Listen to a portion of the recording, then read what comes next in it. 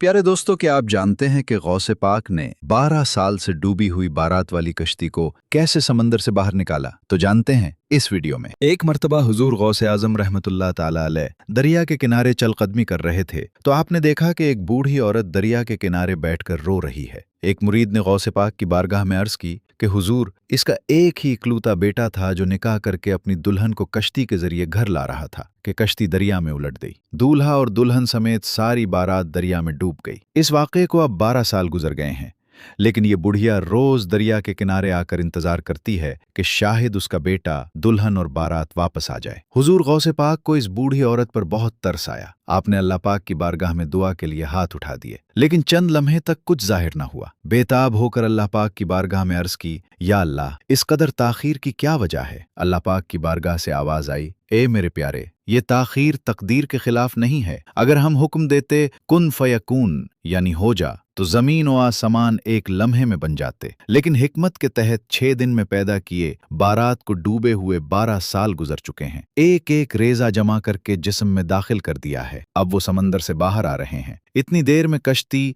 दूल्हा, दुल्हन और अपने सारे साजो सामान और बारात के साथ समंदर की सतह पर जाहिर हो गई। यह मंजर देखकर बूढ़ी औरत बहुत खुश हुई और अल्लाह पाक का शुक्र अदा किया। प्यारे दोस्तों, अगर आप भी गौसे पाक के दीवाने हैं तो कमेंट में सुभान अल्लाह लिखें। वीडियो को लाइक करें, शेयर करें और गौसे पाक की मजीद करामात जानने के लिए हमारे चैनल को जरूर सब्सक्राइब करें।